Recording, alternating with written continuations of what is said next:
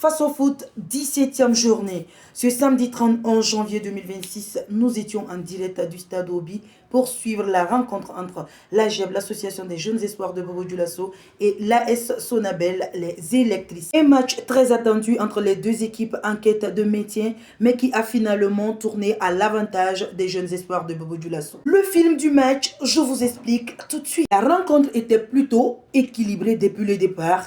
Les deux équipes se cherchent, se respectent, mais sans véritable domination. 40 minutes du jeu, Romaric ouvre le score pour l'AGEB. La 41e minute, que dure pour l'AS Sonabel. L'un des défenseurs centraux, Ibrahim Ouattara, est expulsé.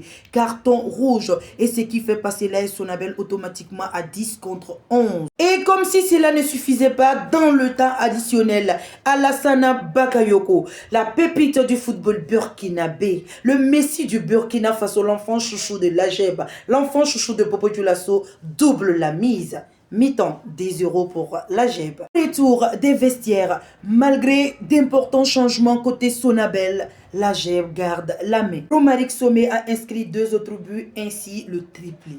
Le jeune espoir de Bobo Dioulasso a fait son plaisir. Il a assuré. Il a fait son festival. Il a saisi les opportunités. Chose que l'équipe adverse n'a pas pu faire. C'est ce que je dis toujours, c'est bien de jouer, de savoir manier le ballon, de savoir fatiguer l'adversaire. Mais lorsqu'il n'y a pas de but, il n'y a pas de résultat. Lorsqu'il n'y a pas de résultat, tous vos efforts sont réduits en néant. Alors, mesdames et messieurs, tous les 3 buts de M. Romaric Sommet ont été rendus possibles grâce aux passes décisives de M. Bagayogo Alassana, la pépite du football burkinabé. Et lui également, son but a été possible grâce à la passe décisive de Romaric. Mais attendez, quel duo! Je dis bien quel duo. Genre, le système c'est quoi? Tu me donnes, je te rends. Bien ça? En tout cas, c'était vraiment bien. On a aimé votre complicité et le duo, c'était vraiment une dinguerie. On dirait que les jeunes espoirs de Bobo Dioulasso ont enfin branché le courant après paiement de facture. Quand on sait qu'en début de saison, l'AGEB était proche du forfait à cause des salaires impayés. Aujourd'hui, on voit clairement la différence.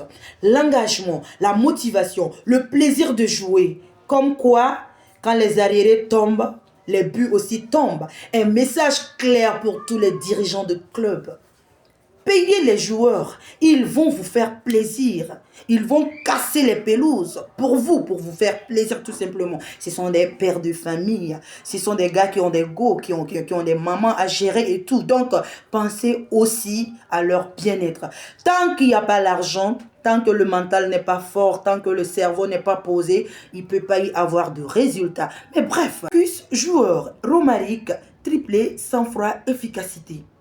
Alassane Bakayoko, 3 passes décisives, 1 but, patron offensif. Sa 13 de l'AGEB, Judicaël, énorme activité, plaisir de jouer, énergie positive.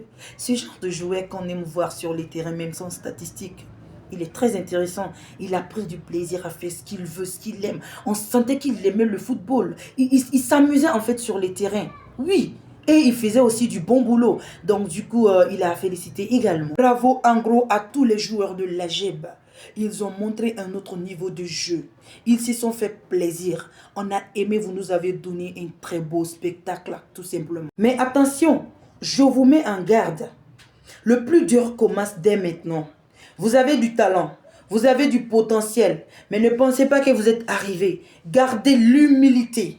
Arrêtez les folies de grandeur depuis maintenant. Dites-vous que c'est maintenant même que le plus dur commence. Parce que le maintien se trouve dans la régularité, pas sur un seul match. On vous attend dans les autres matchs et il faudra prouver encore et encore. On a envie de vous voir percer. On a envie de vous voir très très loin. Du côté des électriciens, de vraies questions se posent. Avec l'arrivée du coach Armand Bassolé et quelques joueurs bien expérimentés du face au foot, normalement, ça devrait aller. J'ai constaté la présence de Dabré Abdoulaziz depuis FC Dadje au Bénin où il a été champion et il a bien cartonné là-bas. Également la présence de Ibrahim Sow qui est monté en seconde période. où il a créé beaucoup d'occasions. Quand il est monté, il y a eu de vrais changements. On a su qu'il était à son poste et tout. Sauf que ce mec, il était stressé. Il était très, très bien stressé. Il était très pressé. Il voulait confirmer rapidement. Non, c'est vrai que le football, c'est un travail de pression, mais il faut se calmer. Il faut être clinique devant le but. Il faut se calmer et on va marquer. Lorsqu'on n'est pas calme, lorsqu'on est stressé, lorsqu'on a envie, vaille que vaille de confirmer, ça devient un problème. On rate les occasions.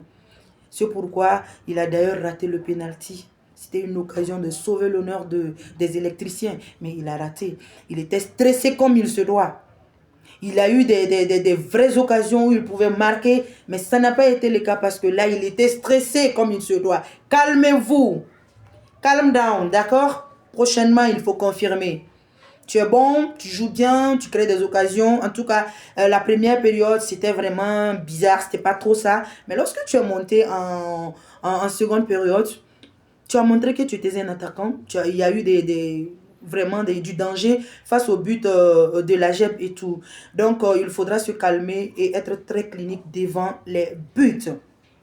Le gros problème de l'AS Sonabel, je ne sais pas. Peut-être qu'ils vont répondre à ces questions. Est-ce un problème tactique? Est-ce un problème mental? Est-ce un problème d'adaptation au nouveau système? Ou bien c'est juste une mauvaise période? Parce que là, avec une équipe expérimentée, une équipe comme la Sonabel, pour aller se faire lyncher comme ça, pour aller se faire, je ne sais pas, battre jusqu'à 4 buts à 0, c'est quand même fort. Il faut revoir ce côté, il faut revoir ce côté.